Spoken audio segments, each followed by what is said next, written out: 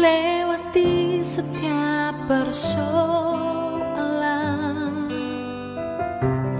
Tuhan Yesus selalu menopangmu. Jangan berhenti harap padanya.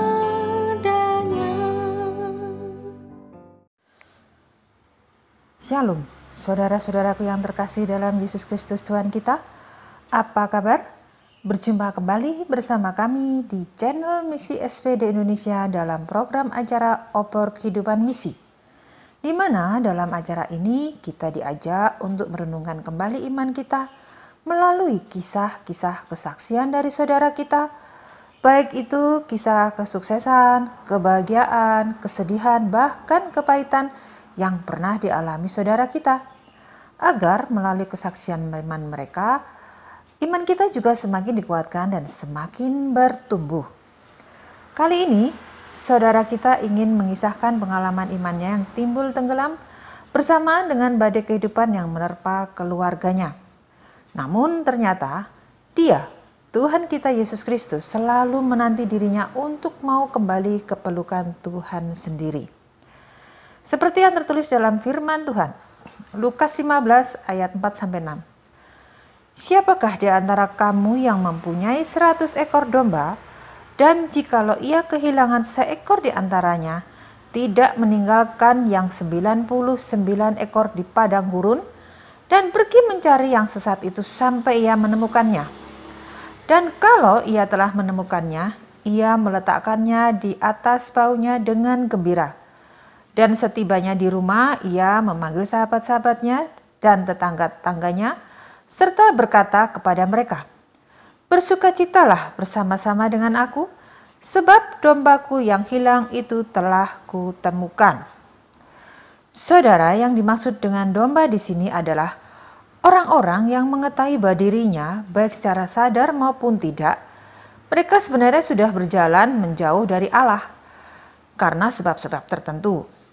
Dan mereka juga sebenarnya menyadari dirinya telah hilang, tapi tidak mampu menyelamatkan dirinya sendiri. Hal ini disebabkan oleh rasa kepahitan yang mendalam di hatinya, baik terhadap orang lain maupun menyalahkan dirinya sendiri, atau menyalahkan sebuah peristiwa yang sangat mengecewakan dirinya, bahkan menyalahkan Allah yang telah membiarkan ujian yang sangat berat telah menimpa hidupnya. Kadang ada rasa ingin kembali pulang namun tidak mampu atau tidak tahu bagaimana caranya menemukannya.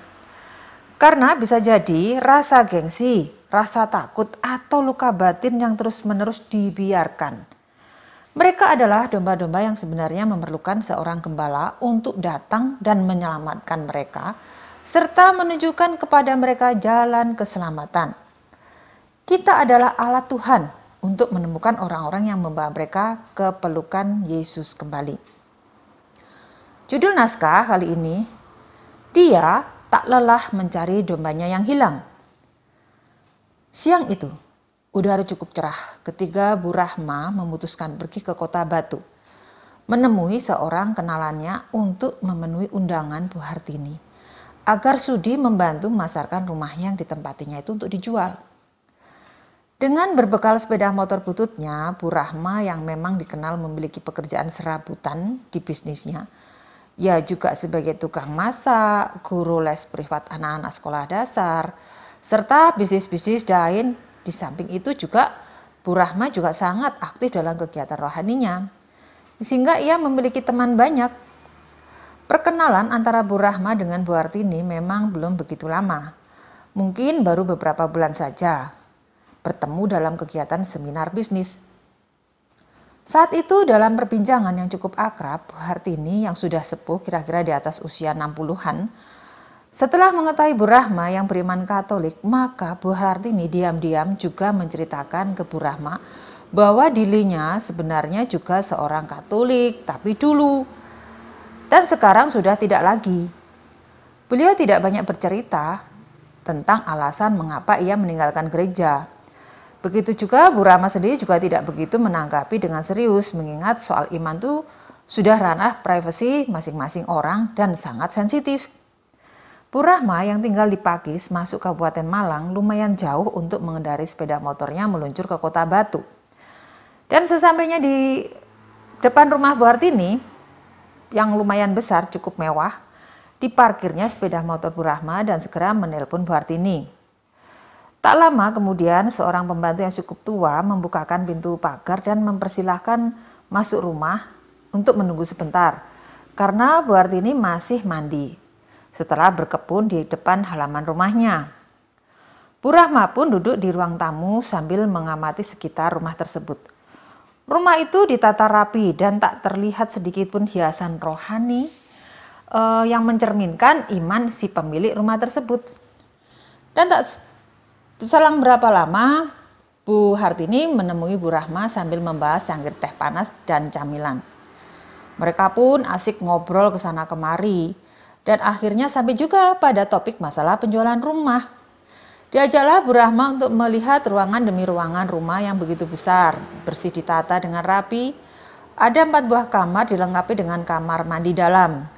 Sambil bercerita bahwa alasan Bu Hartini menjual rumah karena beliau memang sudah usia lanjut dan hanya tinggal berdua bersama pembantunya yang namanya Bu Ipah yang semakin renta. Juga di mana Bu Ipah setia ikut majikannya sudah puluhan tahun semenjak dia masih muda dulu. Sehingga untuk mengurus rumah tangga yang besar sudah tidak mampu lagi. Bu Hartini takut jika suatu saat ditinggal oleh Bu Ipah. Itu sebabnya Bu Hartini ingin membeli rumah yang kecil saja karena Bu Hartini sendiri punya kebiasaan yang tidak bisa diikuti oleh setiap orang yang bisa bekerja dengan beliau. Tipe Bu Hartini adalah orang yang sangat disiplin, kebiasaan hidup bersih dan tertata selalu dikedepankan. Selain itu, kebiasaan hidup sebagai ningrat karena bawaan suaminya dulu, maka dalam segala hal selalu memakai aturan sesuai standar status sosialnya. Dulu Bu Hartini memang tinggal di kota Jogja dan semenjak kepergian anak sematawayang yang masih usia belia, beliau pindah ke Kota Batu bersama suaminya dan Bu Ipah untuk mencari ketenangan dengan menghirup udara dingin di kota tersebut. Tak banyak cerita saat pertemuan itu, namun sempat juga Bu Rahma bercerita bahwa tentang kesaksian imannya, mengapa setia mengikuti Yesus dalam kondisi statusnya sudah menjanda selama 20 tahun dan hidup bersama putra tunggalnya saja dalam kondisi jatuh bangun, serta menceritakan bagaimana kebaikan Tuhan selama ini dalam hidupnya. Dalam pembicaraan itu, Bu Rahma sempat mengingatkan juga pada Bu Hartini, apa sih yang akan dibawa oleh Bu Hartini kelak jika suatu saat Tuhan memanggil beliau? Apa sih sang kita? Itu yang sempat ditanyakan pada Bu Hartini. Dan begitu pula Bu Rahma sesudah pulang berpamitan, rupanya Bu Hartini mulai sadar dengan pertanyaan yang tadi sempat dilontarkan oleh Bu Rahma. Semenjak pertemuan tersebut, Bu Rahma selalu rajin mengirim ucapan sapaan selamat pagi pada Bu Hartini dan yang tampak kesepian melalui WA-nya dan selalu membahas setiap pokok doanya agar Tuhan Yesus berkenan membawa kembali iman Bu Hartini dalam pelukan Tuhan Yesus. Begitu pula Bu Hartini meresponnya terus. Terkadang Bu Rahma juga mengirimkan kisah-kisah pengalaman kehidupan seseorang yang dipakai Tuhan sebagai teladan kehidupan tanpa menyinggung perasaan Bu Hartini yang sangat sensitif tentang iman yang telah lama ditinggalkan. Hingga suatu hari Bu Hartini sengaja ikut misa ke gereja Tumpang, tepatnya di pertapaan Biara Purti Karmel Ngadireso, Tumpang, yaitu tempat di mana Bu Rahma sering mengikuti misa di gereja tersebut. Spontan keinginan untuk ikut misa bersama dengan Bu Rahma di Ngadireso disambut dengan sukacita oleh Bu Rahma. Benar juga, hari Minggu pagi yang telah ditentukan, Bu Rahma menunggu dengan sabar di Pakis, tempat janjian mereka bertemu.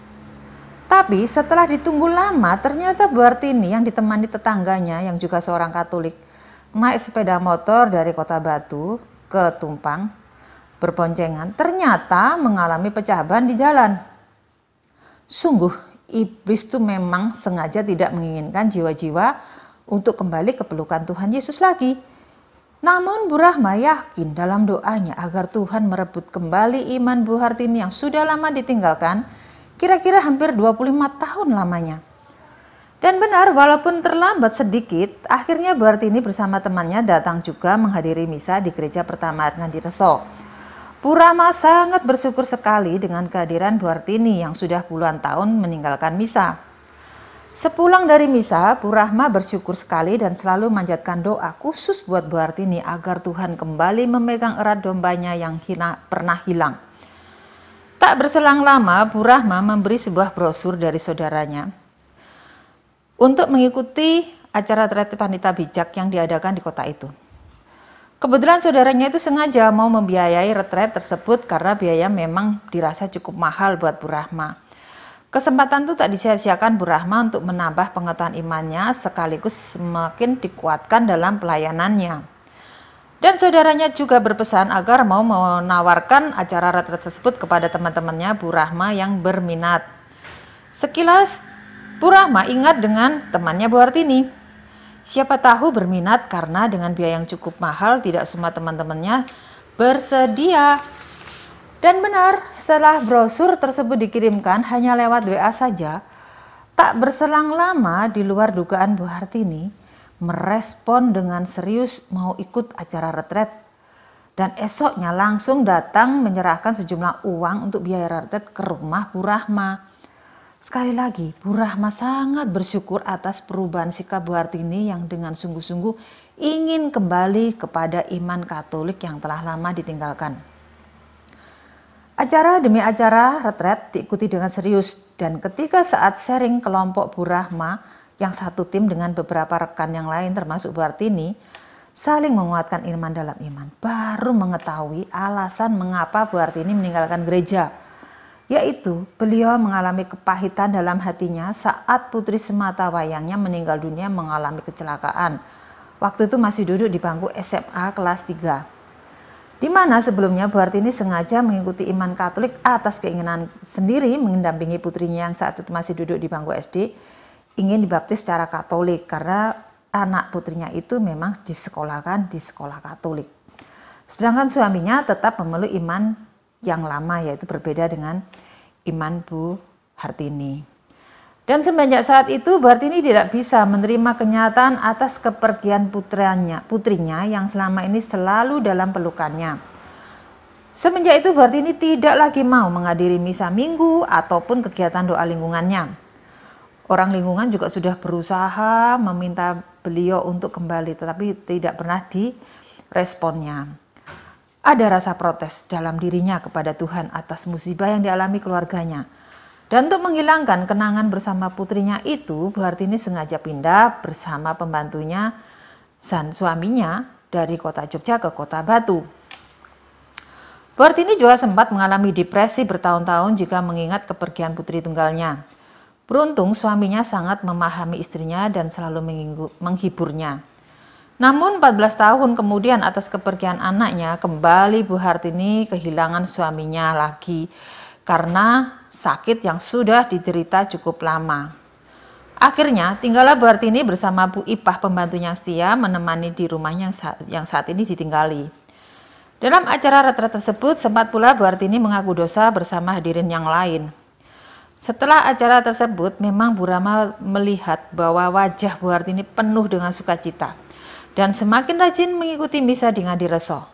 Tak hanya itu, aura sukacita kembali terpancar dengan pemulihan dengan lingkungannya, di mana Bu Hartini kembali mulai aktif di lingkungan di mana beliau tinggal serta sering mengajak teman-teman lingkungannya untuk hadir ikut misa di Ngadireso. Rupanya, iman Bu Hartini tidak hanya bisa mengalami pemulihan setelah pertobatannya dan mau berdamai dengan Tuhan serta dirinya sendiri, tetapi ia juga imannya semakin bertumbuh. Bu Hartini kembali aktif doa lingkungan dan bersama rekan-rekannya hampir tiap ada kesempatan libur, diajaknya teman-temannya itu untuk ikut ziarah ke Goa Maria dengan menggunakan kendaraan pribadinya. Hampir setiap ada kesempatan bertemu, Bu Hartini selalu mengucapkan terima kasih pada Bu Rahma yang sudah menyadarkan dirinya untuk kembali pada imannya dan bertobat untuk menghilangkan kepahitan di hatinya. Bu Rahma semakin yakin bahwa Tuhan memang sengaja mengirim dirinya ke rumah Bu Hartini bukan suatu kebetulan untuk mengajaknya kembali ke pelukan Tuhan Yesus yang sudah lama menanti setiap domba yang hilang. Agar hidup Bu Rahma Maksud saya, agar hidup Bu Hartini dipulihkan dan kembali bisa berdamai dengan dirinya sendiri dengan bertobat sebelum segala sesuatunya terlambat. Saudara, demikian kisah episode kesaksian dari Bu Rahma yang dipakai Tuhan sebagai perpanjangan tangannya untuk menjadi seorang gembala yang baik, yaitu bersedia mencari dombanya yang hilang.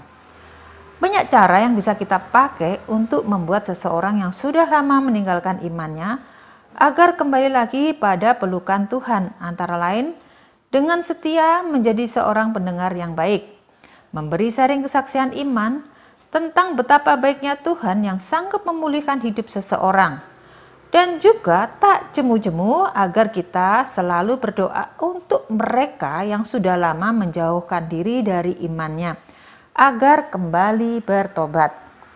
Seperti halnya dalam bacaan Injil Lukas disebutkan, pada saat gembala itu menemukan seekor gembala yang hilang, ia akan mengundang sahabat dan tetangganya untuk bersukacita. Tuhan Yesus berkata demikian juga ketika terjadi seorang pendosa bertobat, ada sukacita besar di dalam surga, lebih daripada sukacita yang 99 yang tidak memerlukan pertobatan. Demikian saudara kisah kesaksian iman saudara kita pada episode kali ini, dan kita akan berjumpa kembali pada episode berikutnya. Jangan lupa kirimkan kisah kesaksian iman saudara pada WA kami agar nama Tuhan semakin dimuliakan. Sampai jumpa, Tuhan Yesus memberkati. Shalom.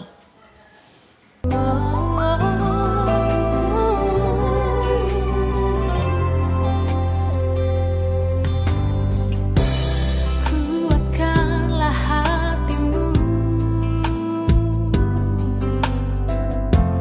lewati setiap persoalan. Tuhan Yesus selalu menolongmu. Jangan berhenti harap padanya. Tuhan pasti sanggup. Tangannya takkan terlambat untuk mengangkatmu. Tuhan masih sanggup. Percayalah, Dia